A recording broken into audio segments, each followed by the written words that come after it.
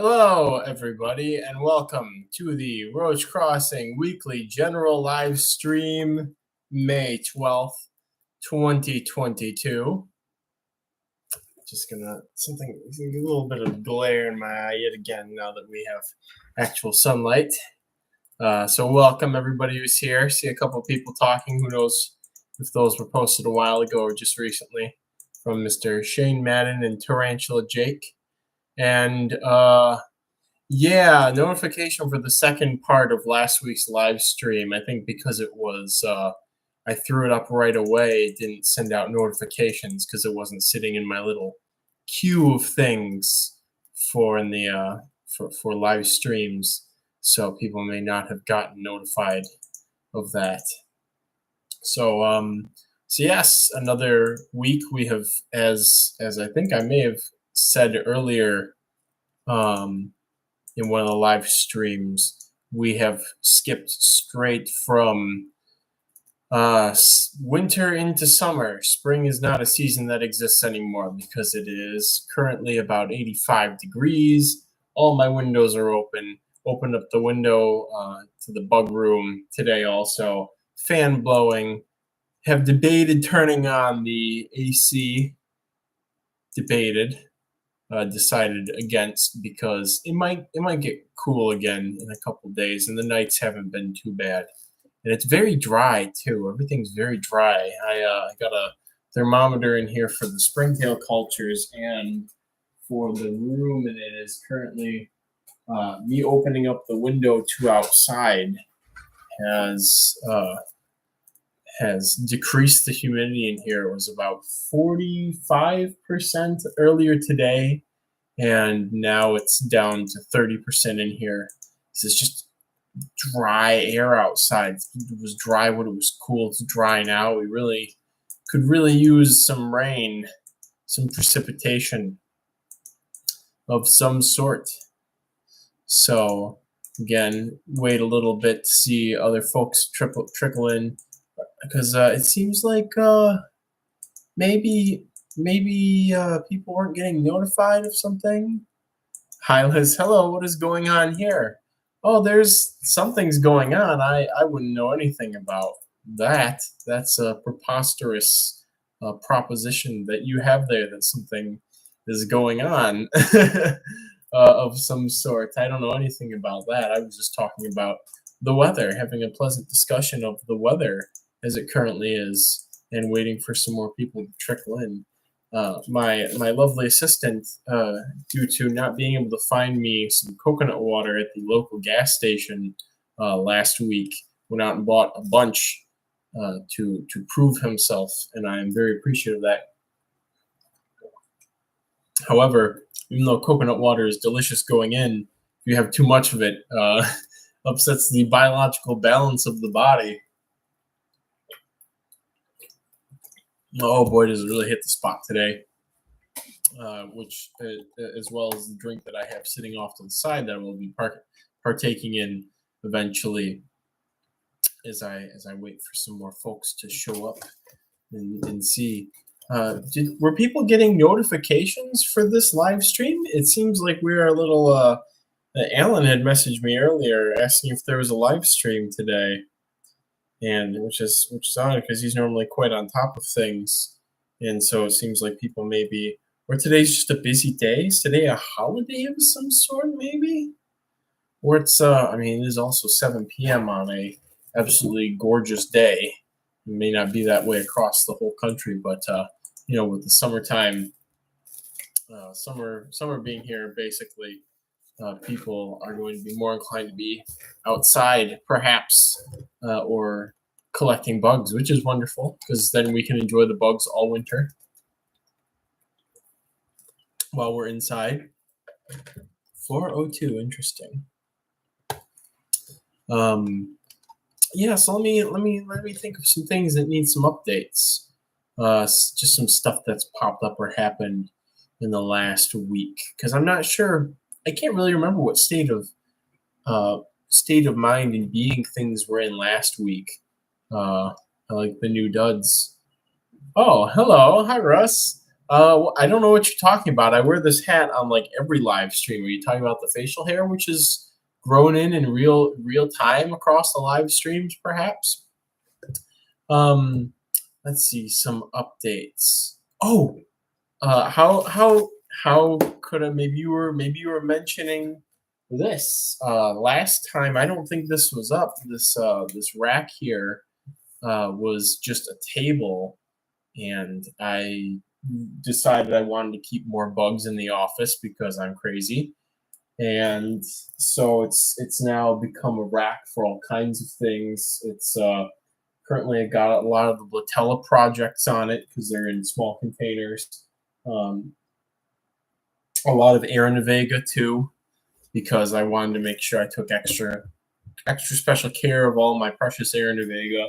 And so some of those have been upgraded to larger containers. There's some other mist up there where I'm keeping my fruit fly cultures now over there. Very easy to keep track of and to keep a higher quantity because I need more and more nowadays. And the springtail chambers, the big tub, which is where I keep all my fancy springtails of different sorts because it gets too humid here in the summer to just keep them in standard containers. So that's a chamber that desiccates them all summer basically, and I need to take the lid off of it next winter so it doesn't get too humid when the dehumidifier backs up. So so yeah, that's new. All the mantids are now officially moved out of here. The bright lights corner, however, still remains. But instead of mantids there, stick bugs, because it's easier for me to run outside and bring stuff to the upstairs than to go downstairs and take stuff, especially leaves and branches and stuff. Yes, Russ, the chamber is used for keeping my fancier springtails, things that are not as ironclad as Sinella and CF Fulsomia Canada and whatnot. So there's Orchicellas in there, Entomobria, Hamidia, and I'll be putting some more in there eventually. I might be receiving some of those Spanish orange ones that were recently brought in. I'm assuming they were brought in. I might have some of those on the horizon. Kai and Alan are actually in Florida collecting right now. Kai, who apparently doesn't need to eat or sleep or rest, decided he wanted to do a Florida trip now that he's out of classes, and so he pulled Alan along, and so they're going collecting, but they're supposed to visit somebody who should send them back with some isopods, maybe some springtails for me to play around with. So yeah, trying to think of anything else. Tafaliska, pretty big news there with the Florida fall sweatas. I went to check on them a couple days ago and popped the lid off, and something was crawling around. I thought, like, oh, how did like a roach or something get into here? And then I realized it was a baby. So the Tafaliska have produced offspring. This is much faster than last year's, which, if anybody recalls the story, I think it was around September that I noticed the one larger small nymph was crawling around. So now I'm faced with the question of whether or not I want to pull the babies out of the enclosure, because I was surprised at how communal the adults are. Because I thought for sure the deformed male was going to get just shredded, if not by the adult females, the large nymphs, but by the other male. But he's still alive and he's doing fine. So they're very tolerant of each other. It seems if there's food. So I might move a handful of them to another propagation tank, and then just sort of maybe move them and keep them in groups of about a dozen as they hatch out, and then close the loop, and that would be phenomenal. This is my lovely excitement moment.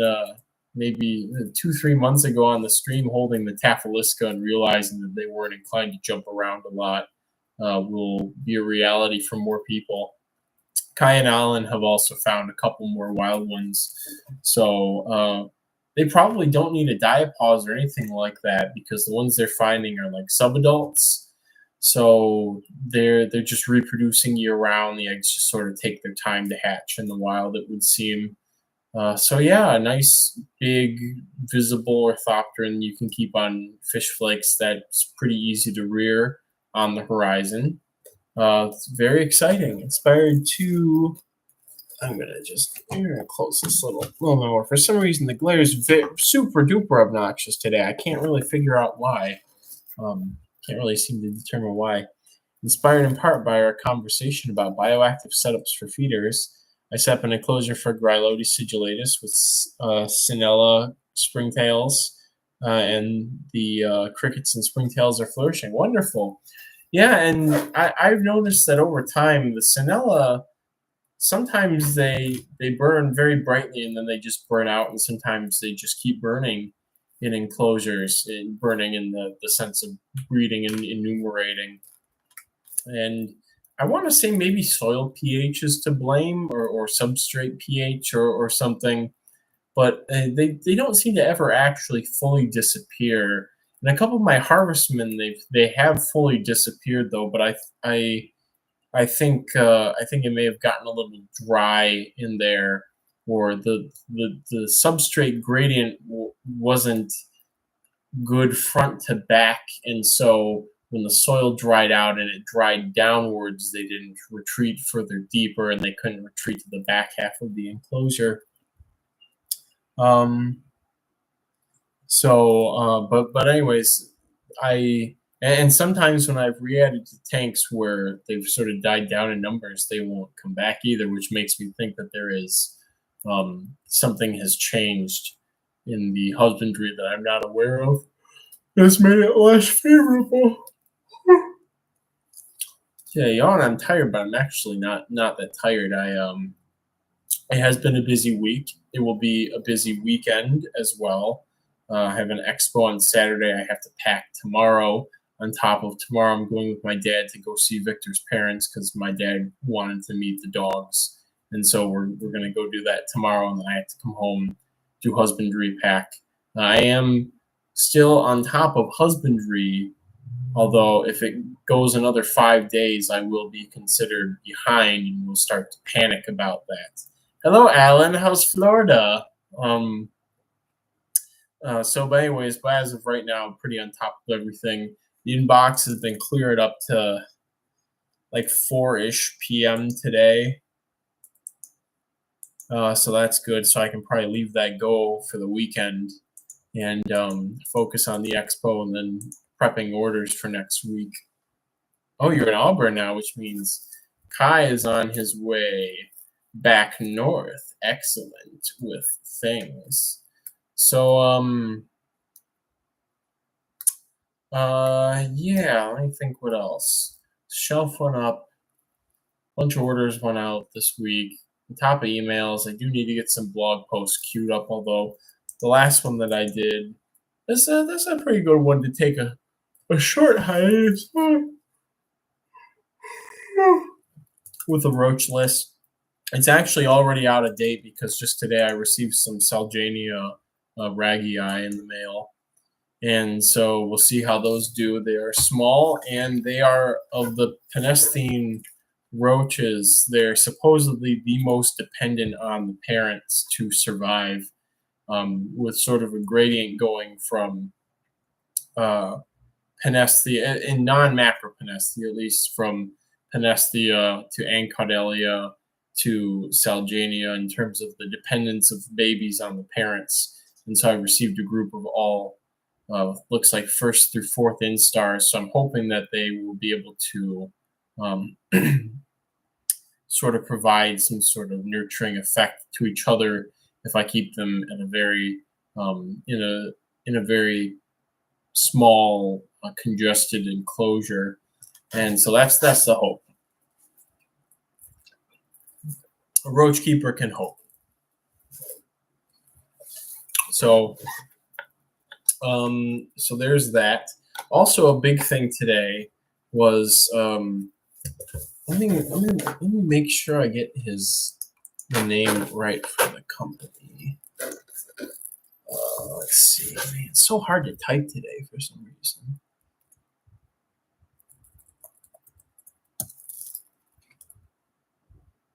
Can't figure out why.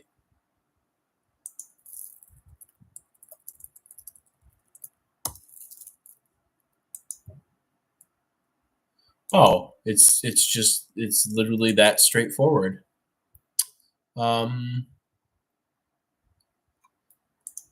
Canada ant colony in Canada. Actually, I haven't gone through his stuff here.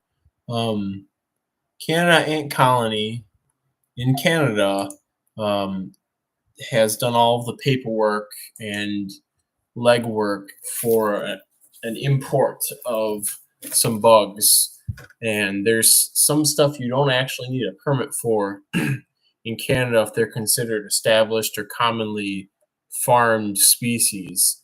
But for the things that were not considered that, he did get the permits and whatnot. And so a representative from Canada Ant Colony came and picked up a bunch of stuff from my house today. And so that was kind of the big thing for the last 2-ish days, was getting the containers and stuff ready for being exported, having them 100% escape proof brass micro screen gasketed stuff, because a lot of the things that they got were Perplaneta varieties and species, and then some other stuff like some best beetles and some springtails. And so so the representative has them now. We'll see how the border goes, but again, they have all of the permits and paperwork and whatnot. So it's just a matter of whether or not I packed and labeled everything to customs and their plant health quarantine inspection standards. So we'll see how that goes. So I was quite happy to be able to do that and make that possible. But again, we'll see how the border crossing goes. And there may be things into the future both ways with that, depending on how things go. So yeah, that was a fun packing thing. Packing up thousands of Perplaneta was rather great way to spend the afternoon. Actually, I think it might be morning when I was packing them up. So, but anyways. Russ says, where do you get that brass mess? Great for water ports, escape resistant ventilation. Who knows?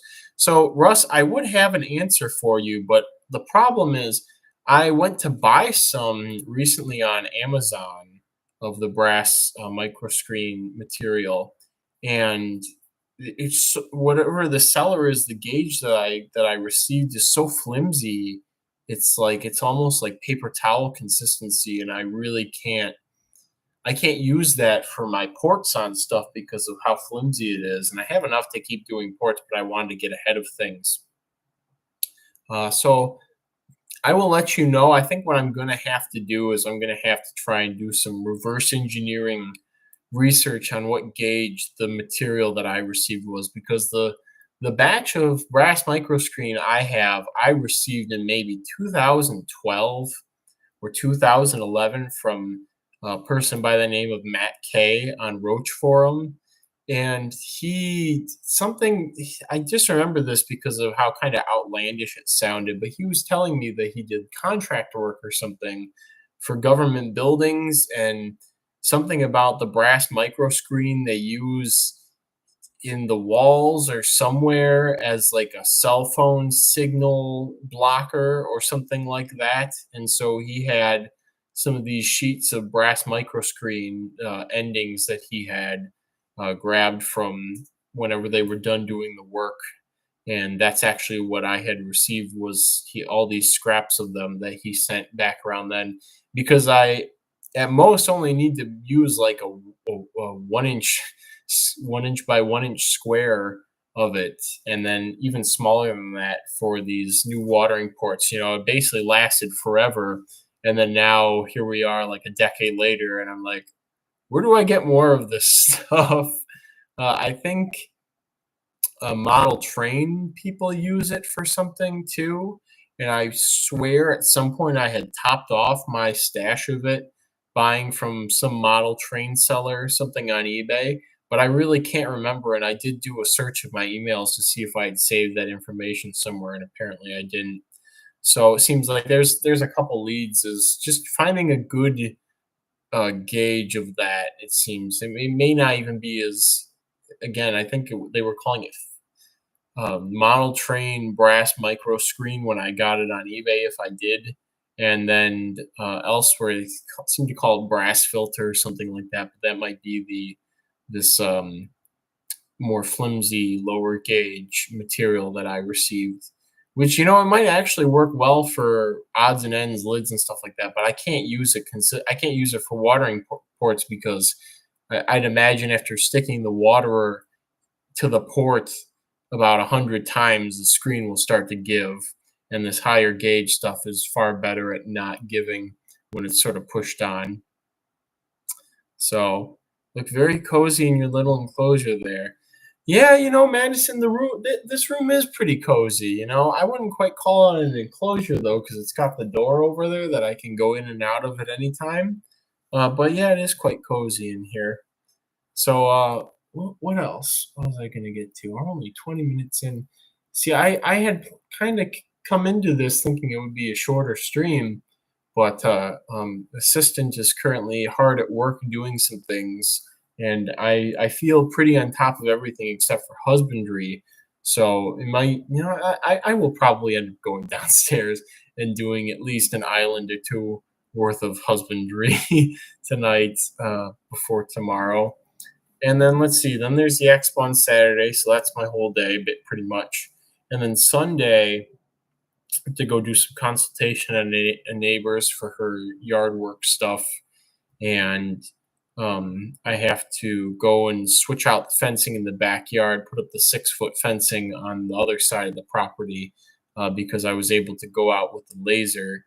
Hello, my animals. I guess I could call you my animals. So that's all I have to go off of. Might be difficult talking about somebody named my animals and then talking about my animals. But anyways, so I have to. I finally went out the other night and I took a laser pointer to get a nice straight line and lined it up flat against the portion of the privacy fence that my neighbor put in, and then just followed the line, the straight laser line, and then marked the ground with some marking spray paint to demarcate exactly where the property line is. So now I'll go through on Sunday, put up the 6-foot fencing very close to the line, but towards my side.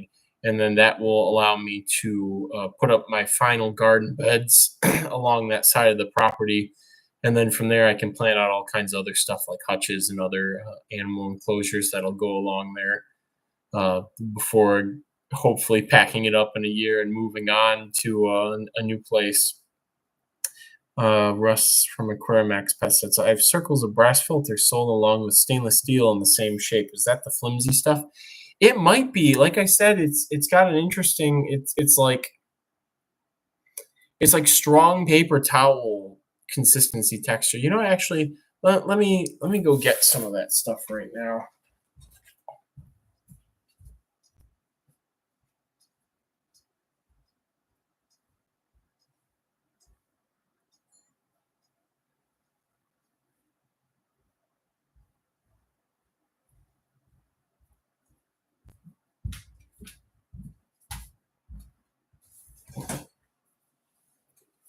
So you can see here this sort of consistency of this material, how I can just squish it up and go like this. It's almost like it's very gossamer.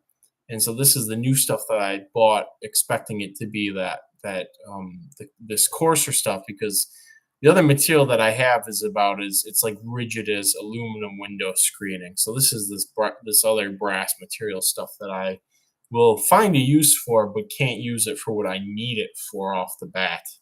So yeah, if your flimsy stuff is like that, then that's probably that this other filter material or whatever, not the screening that I had prior. So let's see. Anything else going on? I did bring some bugs to show. Where did I put Did I bring them upstairs even, or did I leave them out? People downstairs. This whole time I've had this mesh cube on me, and nobody said anything about it. Nobody's said like, Kyle, you've got a mesh cube around you. What are you doing? Nobody's tried to help me out here. I can't believe none of you have wanted to tell me like this has been here this whole time. I genuinely cannot believe. Yeah, I'm trying to be facetious here, everyone. I just got an order of mesh caging supplies in.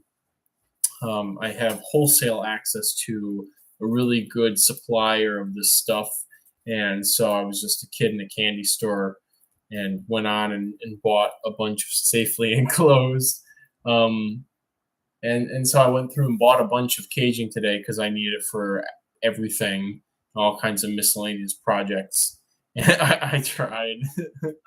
Well, the reason that I have this one here and that I'm so obsessed with it is this is the heavy duty screen cage, and I love it. Like, this is exactly what I need for a bunch of stuff. Like, it's sturdy. It's very good size. Like, I can put stuff in this outside that I need to do, like native sticks and acclimating feeder lizards and grasshoppers, and I can use it for if I need to protect plants from stuff. And even just indoors, it's sturdy enough that you can stack them, so I can put other ones on top of this and not have to worry about them falling over when I spray them. My animal says I was going to hop on late. You already explained. Figured there were mosquitoes in your room. No, unfortunately, no mosquitoes in the house, although that will probably change in a couple of weeks if it stays warm. They tend to find their way in, and with all the with my large hairy beast having to go in and out constantly, there will likely be some eventually. But for now, I am safe. My blood is safe. So, but yes, this is a heavy duty cage, and like I said, I'm fawning over. It's collapsible, which is amazing, and it's also so sturdy and rigid. And I can't wait. I'm gonna probably rear some Saturniids this year because this will make it so easy. I can set some of these outside and grab the oak leaves as they rain down, the little branchlets like the heavy storms that'll make rearing things like IOs and polyphemus super duper easy for me. So yeah, that I just had to show this one off in particular. So actually be really good for mantids because these holes are smaller than they're meant to keep out parasitoid wasps, and so they're small enough to keep fruit flies and pretty much any other feeders that I could use in this enclosure. And so yeah, just in general, just very excited to have these. A great product. If enough people watch this live stream and take interest in these enclosures, because they do make rearing a lot of non-roach things very fun and easy. I had already planned on stocking them on the website, but more and more inclined to now with the wholesale access and with a wider variety of species of stuff available. I feel like this could be something people will get a lot of use out of. They're just really great to have around too. And again, so sturdy, and these heavy duty enclosures. I want to say this is the smallest size they have, and that there was a larger size than this, which is a bit much for a lot of the stuff that I'd be working with. But if you have like hundreds of Saturniid caterpillars or monarch caterpillars that you're rearing, I could see why you need a larger one. Russ says, come to get one of these enclosures and culture some local lubbers in it, unless you think lubbers can absolutely chew through this, but they will only do that if they're hungry. This material is sturdier than the other pop-up mesh material that I have used, which lubbers have chewed through. And it's the adult lubbers that seem to chew through but they don't chew holes that are necessarily large enough for them to escape. So it's more of an annoying thing because then when you go to use the enclosure again, there's some holes in it that you need to take care of. So Tarantula Jake says, I recently added some Blabber's cranifert to a Pycnoscelis cernamensis colony along with springtails. I thought this would work well since they are both good for bladder composting. Thoughts? Hybridization is not a concern, but uh, Surinams have a tendency to push out other stuff that they're kept with, but cranifer, the nymphs are born large enough and they have a different enough behavioral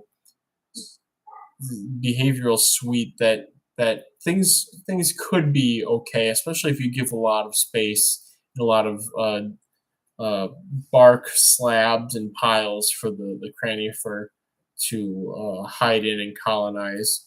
But Suriname roaches are quite notorious for stressing out or out competing some smaller roaches like Parcoblata and Paratenopteryx and trying to think of some other colonies I've even had problems with Surinames in.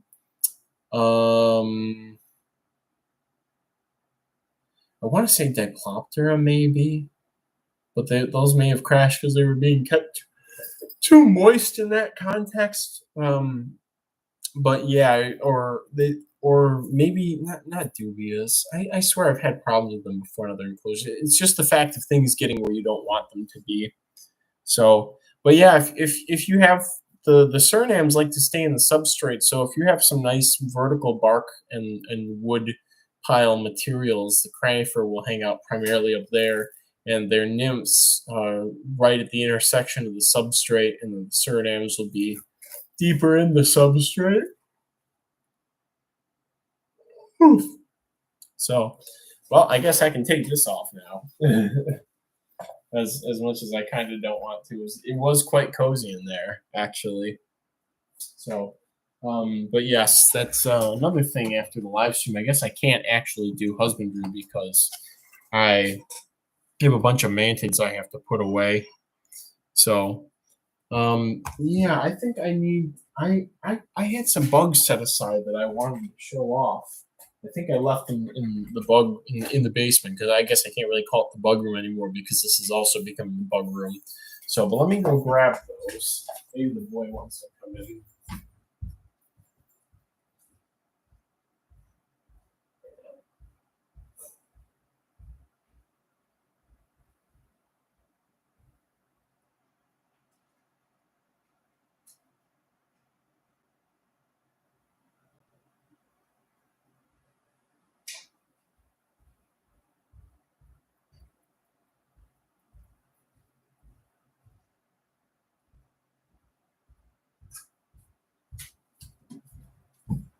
Have to keep the boy outside while I work with these spicy, what did I call them for? Tasty danger trains. So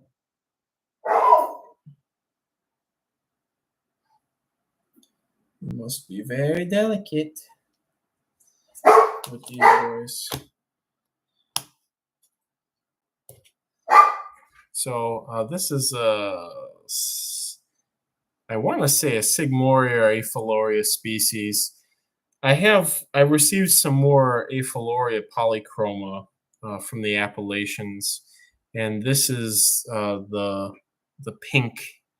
You might not be able to see it as well because the camera settings, the lighting, but the markings are decidedly pink on these.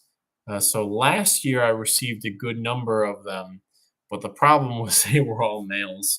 But in this set, there seems to be males and females, although I'm not sure if they're all full sized. So, giving these a go, a lot of my flat millipedes have been doing well. I will not be so audacious to say that, oh yeah, they're thriving, they're doing great, because I haven't seen any babies pop up, and I will not take pride in my husbandry until I get, if I get an F1, actually, I would be very impressed with myself. But really can't put the nail in the coffin until we're at an F2. So, but anyway, so I'm hopeful. I won't give these too many tries. Not like they're rare in the wild, where they're found at least. But I wouldn't want to just keep bringing them into captivity to have failure after failure. I'd want to do some research. And are you tasting me? Huh. So yeah, this one, the Sigmoria or Aphilorias. Let's see if another one's out. So I have them in just a small temporary setup for now, because I don't know if I have one colony with the probably see one of the Aphiloria polychromas. So yeah, so these we're gonna see. Keeping them alive for a while does not seem to be a problem. They seem to be polyphagous on just detritus that is in a very good active state of decomposition. I watched some Sigmoria or Aphiloria feed in the wild, and whatever the gene, one of the smaller genre that we have up here in Michigan. I went out when there were thousands of them out at a nearby park, and I was watching them, and they were eating lichens, and they were eating bits of wood, and they were eating fungus and leaves, and just tons of random stuff all over the place. So the key must be something other than like a very extremely strict diet. I mean, it could be very different for all these different genera and species, but there's got to be something that's been overlooked that's very simple, and I suspect it could be ventilation or something humidity related, but we'll see how things go. There's something else I was going to bring up too. Oh yeah, maybe after we gain a couple more viewers. So, anyways, yeah. So this is a smaller individual, I think, of whatever this species is, in terms of matures, but a lot prettier in person. Very active. I don't see the ones that I set up as much, not because they're burrowed down. They just seem to. I think that they may not have as much of a reason to roam because they have so much food in the enclosure that they're in, because there's just so much rotting organic material. There's actually some mushrooms fruiting in there the other day, that were not the typical flower pot or inky caps that will sometimes pop up in enclosures of things. So, yeah, I mean, these guys, again, the colony, I think I've only had one or two losses in the Aphiloria polychroma, which is that's par for the course for things that have been brought in from the wild. You'll get some die-offs here and there. Things are at the end of their natural lives, or they had some sort of parasite, or they were stressed, or they're stress adapting to a whole new environment. A billion other things like that. So, but yeah, I wish that Aphiloria didn't duck down when I grabbed for it. But so that's just one little thing to show off. I think Alan had said people are having good luck with the dragon millipedes, and I think Helicorthomorpha is related to those, and mine are doing very well. But I mean, let me even look up and see if anybody has them for sale before I shoot my mouth off.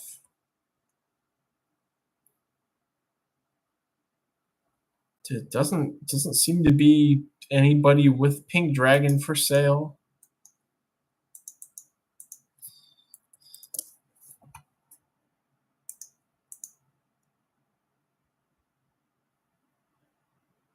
Seems like somebody maybe got an F2 back in 2020, which is promising. Most of the vendors are just selling wild caught random stuff, it would seem, unfortunately. So, but yeah, I mean, Alan, if you're still here, you'd be the one to know if anybody's got them available, and I want some. Along with those little things that are now in the genus Oxidus that are black and yellow. Oh, Alan, if Kai is still there, Could you send him up back to Michigan with some of those things that are now in the genus Oxidus that are black and yellow? Hello, Supreme Gecko. Good to see ya. I'm just begging to see if there's hope for Alan to send one of our friends back to Michigan with some pretty tiny millipedes for me. The purple ones, which I constantly rhinophorus millipede. The little teeny purple ones are doing very well. They are enumerating, and I should put those up for sale. Actually, I got a lot of things that I need to put up for sale. But yeah, they seem to just be general detritivores. Perhaps I think that they're feeding on the bumblebee poop, actually, and if not that, there's some other semi-intimate relationship between the two of them going on. So,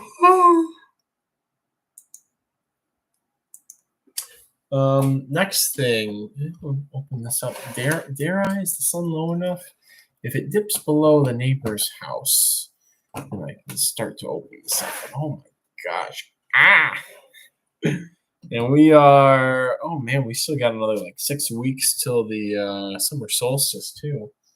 So this is a container that's going to give me a little anxiety opening in here, because in this room are two pure wild localities of hissing cockroach, the Gromphotyrrhina portentosa massola and Princessia van Weerebecki androhamana.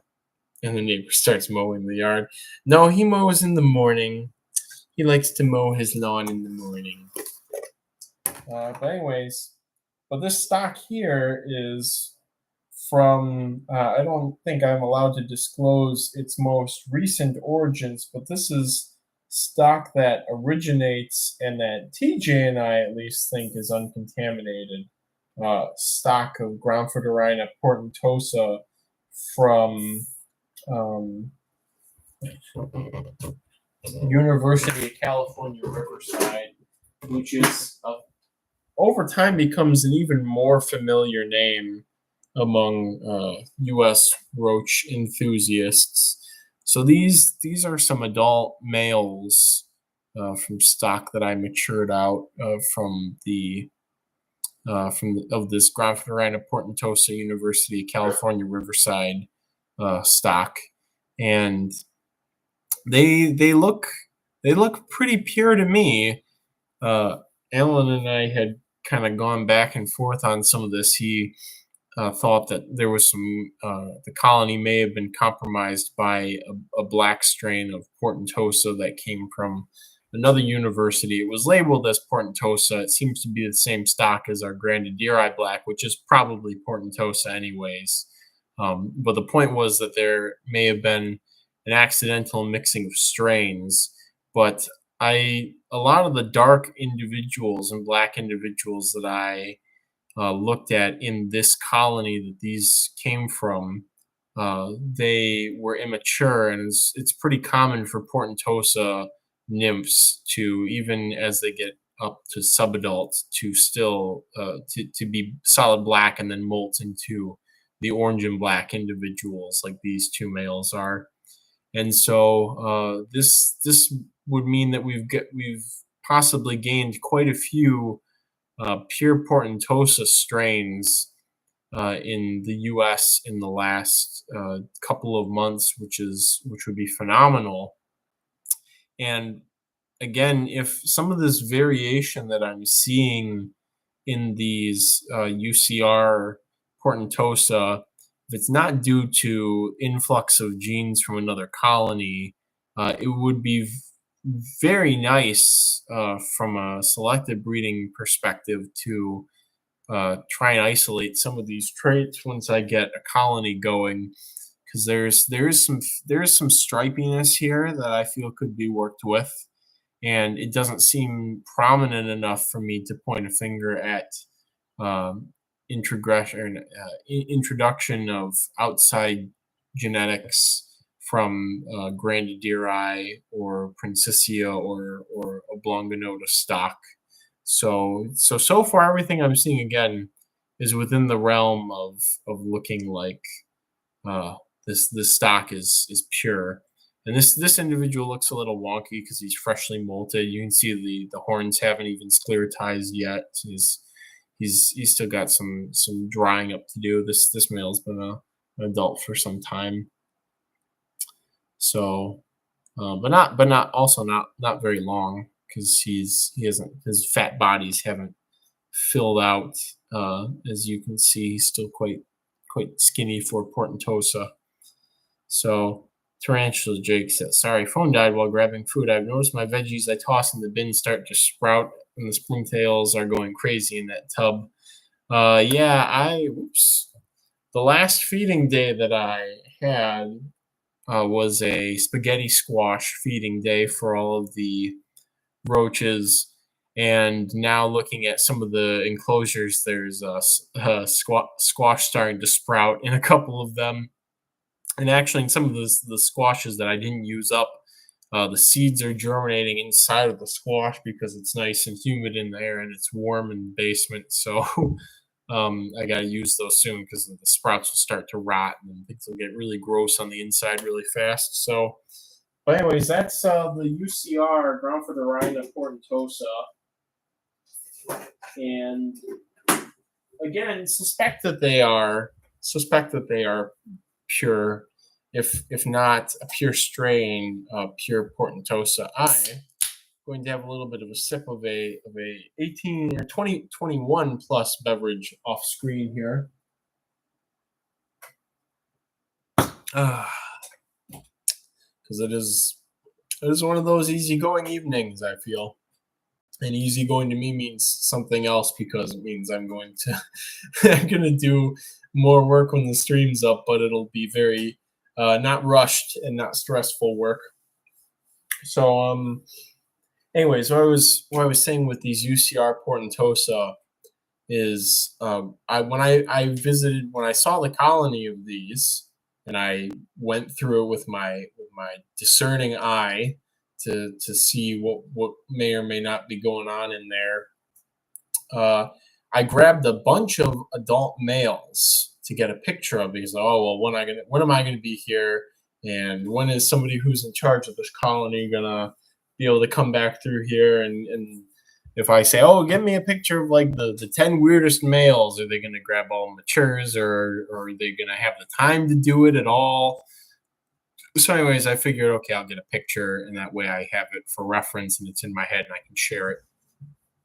And so out of all the males that I went through, which was probably the adult males in the colony, which was probably maybe over 100, maybe 200-ish. And I grabbed all of the weird looking ones, anything that looked like it sort of deviated from the average. I put them all in a container, and actually, let me pull up that picture so I can get the story perfectly straight there. Go all the way back to not September, back to March. Oh boy, it's already May. Next thing you know, it's going to be winter again soon. All right, so I took a picture of all the oddball males I could find in this colony, and I only found 1, 2, 3, 4, 5, 6, 7, 8. 8 out of somewhere between 100 and 200 adult males that looked like their coloration deviated from the average in any capacity. Here's actually might be able to see how I can, maybe if I dial down the brightness really quick so the exposure, it'll show up better. That's a little bit better.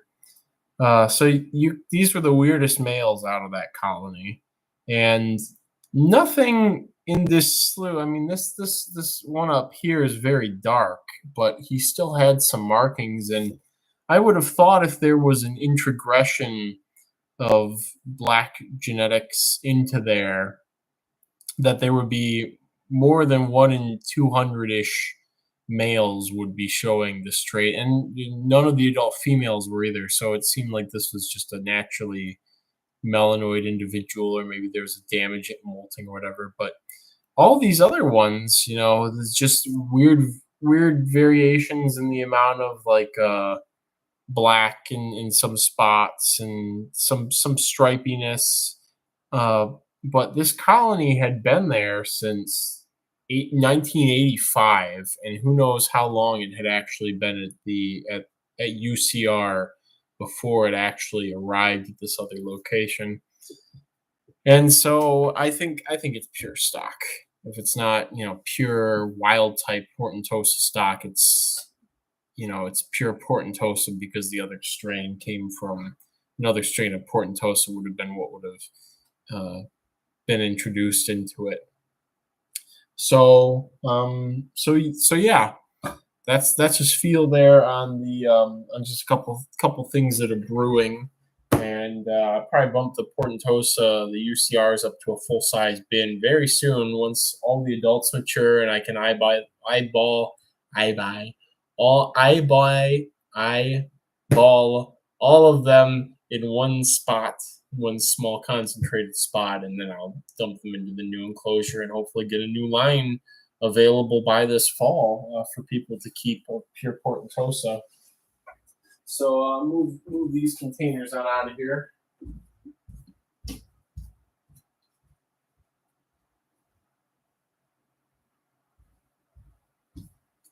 And move on to something else fun.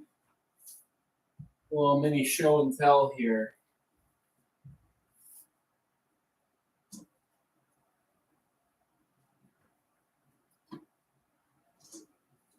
Oh, this is such a good lid, but I hate taking it on and off. Ooh, that's a fun reaction. Some may remember me discussing receiving some Megaphasma dentricus back in March, or about to, or being about to receive some Megaphasma dentricus. Come on. He or she was doing a great job playing dead at first, and then something in the very small brain did not like what was going on. Oh, that does not make my lips look good. Oh, you can calm down. Come on. See, if I'm too adjustive, a leg may pop off. And in my short experience with the species and the young ones, the legs are very inclined. They like to pop those legs off the slightest sort of trauma. So, but this is a Megaphasma dentricus from a special strain that I received around March 16th. I think it was on March 16th, actually, because St. Patrick's Day was when Will and I left for Alabama. So I think this is an immature female. I don't have a metric for how big these will end up. It's about the size of a small Diaphragma ephemerata right now, and this is the largest walking stick in North America. So should get much larger. I think it was 7 inches from head to abdomen tip is the size the Megaphasma are supposed to reach. But the appeal to this particular strain of Megaphasma, in addition to everybody really wanting Megaphasma because of being a huge, wide-ranging native stick bug, the appeal to this particular strain of Megaphasma is that they will feed on very readily on red cedar, which is a extremely common, weedy, evergreen native shrub. It may actually be considered a tree. You have to look that up, but it is a woody plant, and it's stupidly common. You can find along pretty much any freeway you drive on in the eastern United States. Basically where east of the Mississippi. It may even be more common in parts of out west, and there's probably a western equivalent as well that's as common. But the thing with this is people who live at higher latitudes and have stick bugs to feed in the winter you have to do some pretty heavy preparations to get ready in the fall, have leaves frozen or have plants covered up, or you have to be ready um, when winter comes to be able to take care of stick bugs over the winter, because a lot of the host plants that are used are not evergreen. And it's very easy to exhaust evergreen food resources during the winter time. But of course, with something as wonderful as this, you can enjoy keeping a gigantic stick bug year round on a host plant that you can go and find in the middle of a blizzard. It's a very identifiable woody plant, and again, you can find it off the side of the freeway. It's extremely common landscaping plant. I gotta look and see if the common green giant arborvitae is the same species, actually, because I did actually get them to take white cedar as well. White cedar and red cedar are not the same genus. They're kind of related, but they're not the same plant. But they did take that as well. Um,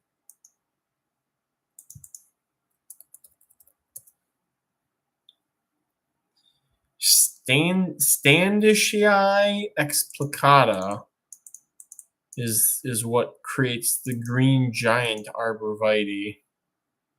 Oh, of course, Japanese arborvitae and Thuya plicata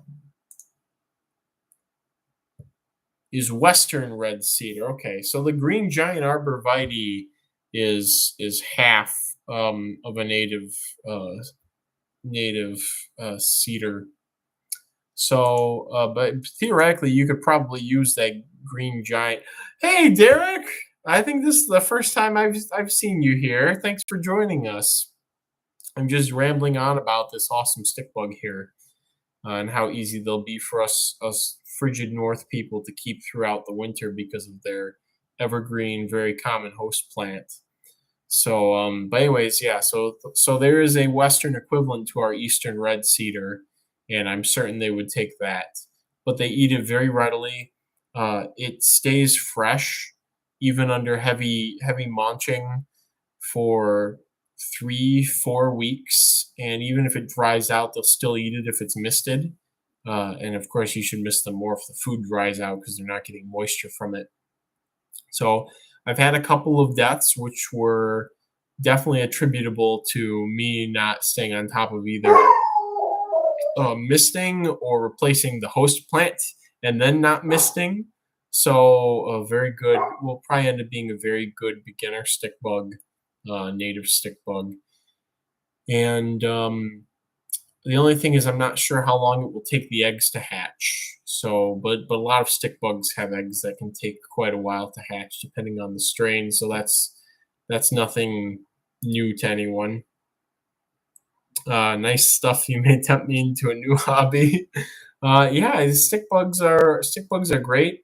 If you have the host plants in good quantities, it's like, why not? No, they're obviously not active, but they're very some species are active, but they're very visible. You have a tank full of a bunch of them, and very easy to handle. And at least for the ones where you can cool the eggs, you can sort of table them for some time if you really want or need to, and then pick it up again when you have more time to devote. But yeah, this is a little alien head going on there. You can tell that this one's sort of calming down and becoming acclimated to my hand, so it's not freaking out and running around as much, starting to assume the stick position, as you can see here. And again, this is not fully grown. This for almost 8 inches from head to tail tip. This is like half grown, so I've never seen an adult megaphasma, but this is one of the things that I will be keeping in that new big industrial cage of these megaphasmas. It's got so much room. I can just load it. I could just go out and cut or dig up a whole sapling red cedar off the freeway and put it in that cage, and that will take care of them for several weeks. And that's the kind of bug keeping I think a lot of people are attracted to. So, but and again, a wonderful wide-ranging native stick bug that can be propagated year-round. And quite beautiful. The males get a nice teal or cerulean on them. I don't think the females are quite as impressive, but they are, of course, the larger, bulkier individuals in the pairings. So it's just a lovely fella, and hopefully again have these available.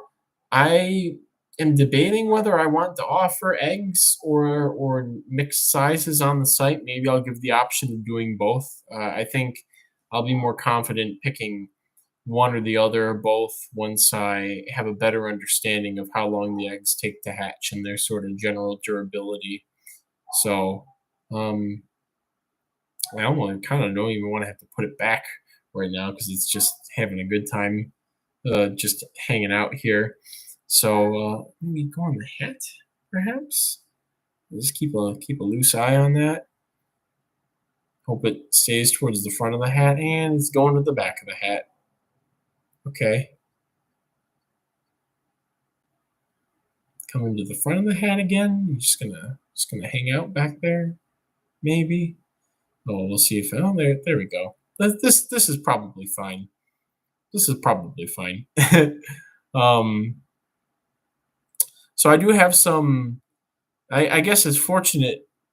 Not really unfortunate, but just kind of not even bittersweet news. It's just kind of news that some people will find interesting and maybe be a little perturbed about.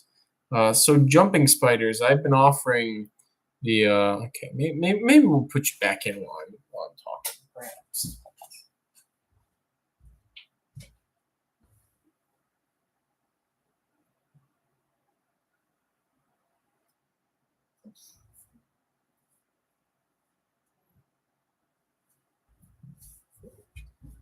Some news that some people will not like is I've been selling the Phidippus regius on the site.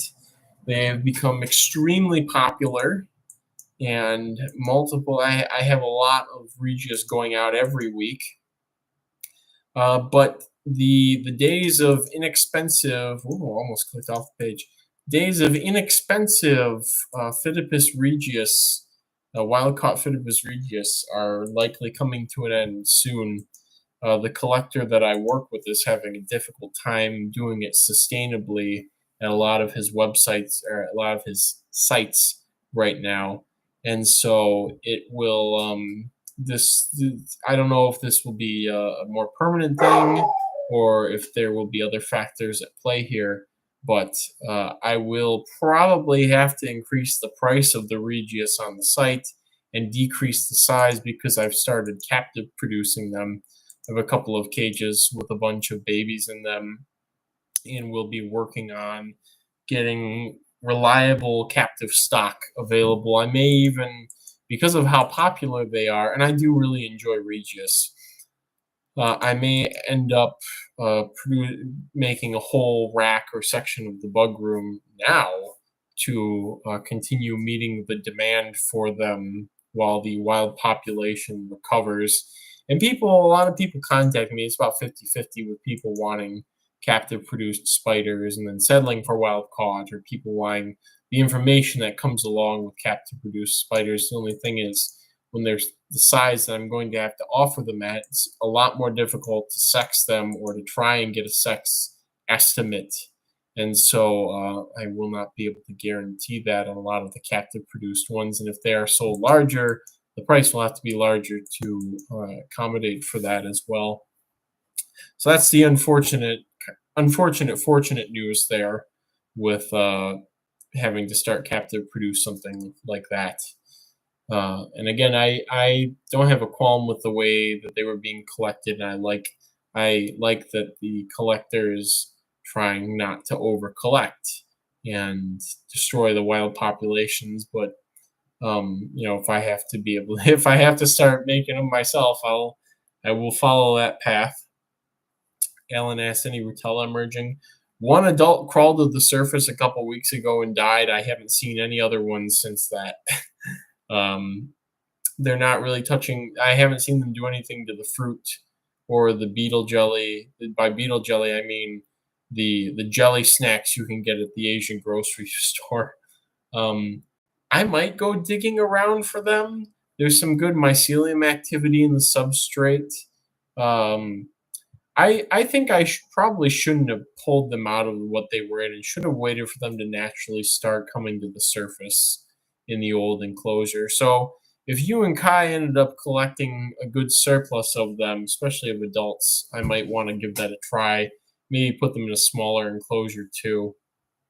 I am having the Delta Scarabs eclose, but the thing is, Kai thought he had a lot more Delta Scarabs, which is the species that I really like. But most of them seem to be the Florida scarab. Let me see what the Trigonopeltastes floridanus, and which I'm not going to complain about, or is it that? Is it even that?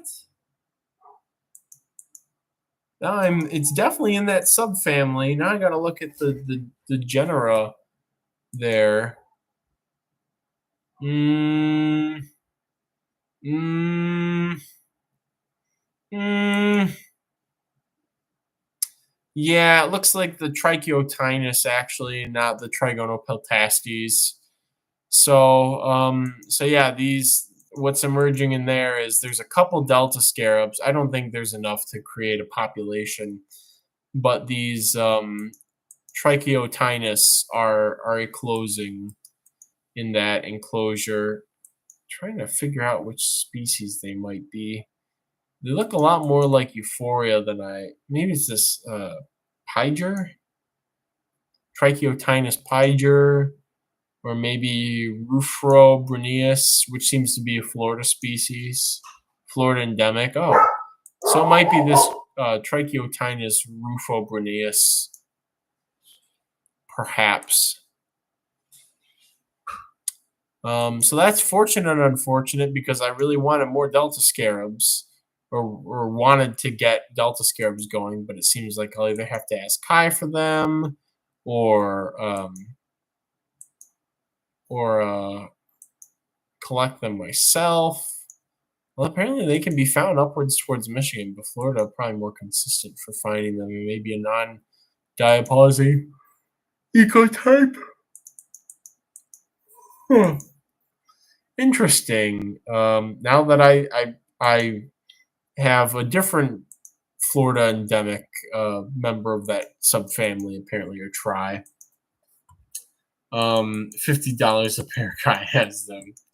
I'm curious what all Kai is what you guys found that you're gonna send back.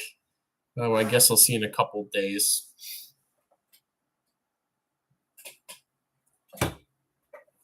Maybe Kai will make it back to come to the expo on Saturday. Who knows? So, was there anything else I had to cover on the screen? Did a little bit of stream, did a little bit of show and tell. A lot of updates on this week's just general stuff. Yeah, we're at an hour and 8 minutes, but I am feeling the pull to go and do bug work. All those mantids do need to be put away and a list thrown up tomorrow evening, or before tomorrow evening, hopefully. So I might call the stream here. I think the next week's stream will be a giveaway stream. I'm getting that sort of feeling. So anybody who wants to find get some cool bugs for free, be sure to tune in next week. We'll do a giveaway next week, I think. And maybe I'll go downstairs and pick out the giveaway thing for next week and just sort of set it aside and dream about when I get to encourage the chat to look for something obscure on my website or send me something obscure via an email. I think I already have some ideas for, it might be a fetch quest. Might be a fetch quest thing that I'll send somebody on next week. I got to make a note of that. perhaps. So yeah, we'll do a giveaway stream next week, and